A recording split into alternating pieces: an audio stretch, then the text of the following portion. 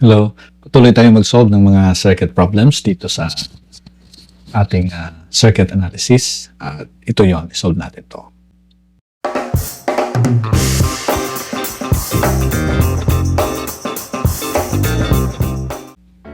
Sabi diyan, find the value of B sub AB. Yan, itong B sub AB.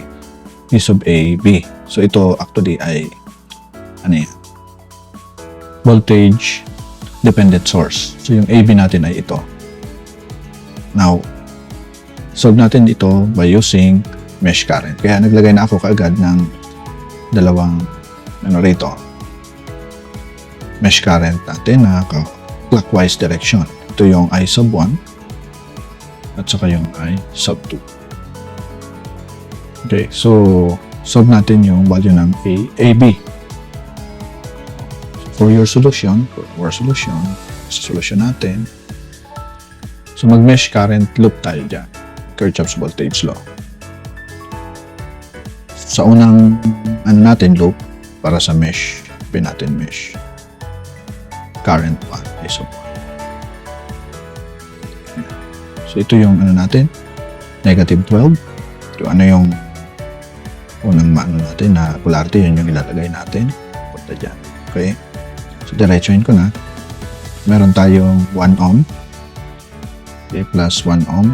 Actually, times the current. So, yan ay I sub 1.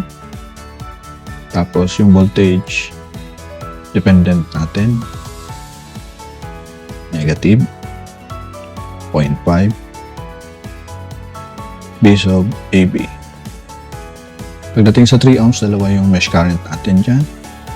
So, yung reference natin yung I sub 1 sub 3 times I sub 1 minus I sub 2 tapos wala na equals 0.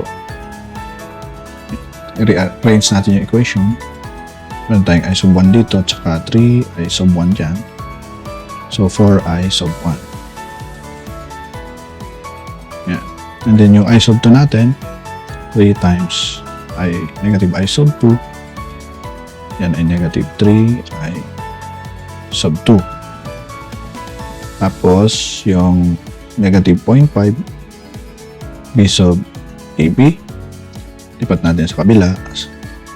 Ito si negative 12. Lipat natin dito, magiging positive siya. 12. Pero yung BAB natin ay makukuha natin yung value. Since yung BAB natin ay ito, yung voltage dito, yan ay 6 equals to 6 times I sub 2. Okay. I-substitute natin dyan ulit sa equation. Tayong 4 I sub 1 minus 3 I sub 2. Kita ko lang sa inyo. Yung pag-substitute, yan, times 6 I sub 2 equals 12. Okay. So, further simplification, So, ito, negative 0.5 times 6, yan ay 3. So, negative 3, I sub 2. So, itong dalawang ito, pinamultiply mo, 0.5 at saka 6 ay negative 3. May negative 3 ka pa dito, kaya negative 6 na. So, isusulat natin yung equation natin sa mesh current, I sub 1 or I1, negative 6 I sub 2 equals 12. Pwede pa nating ma-simplify yung equation na yan. Divide natin sa 2. So, dividing it by 2, ito ay magiging 2 times I sub 1. Ito ay magiging 3 I sub 2. Ito ay magiging 6. So, ito na yung equation 1 natin.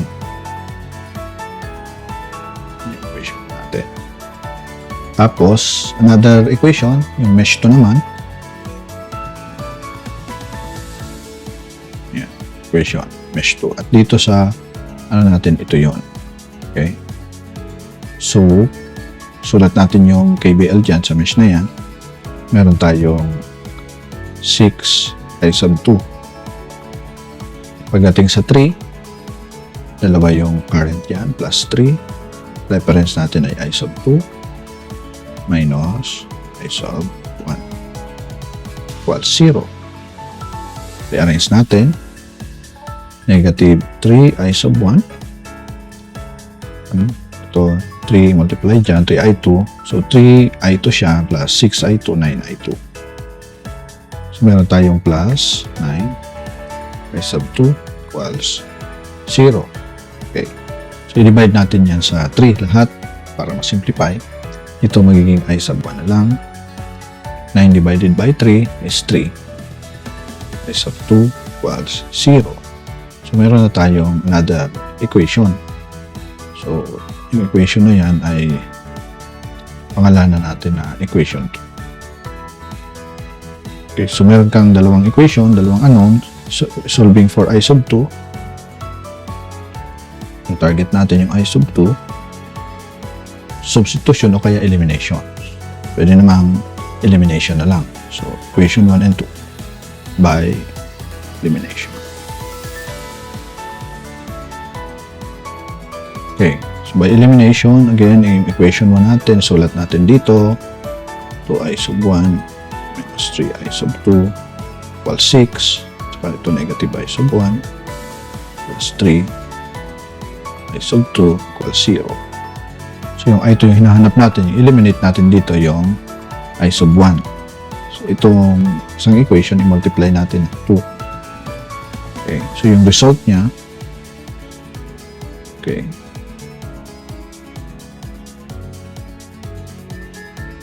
yan yung result niya. Kung multiply mo sa 2, negative 2i sub 1. Tapos ito naman ay 6i sub 2 equals 0. So, yung dalawang equation na to, ang ating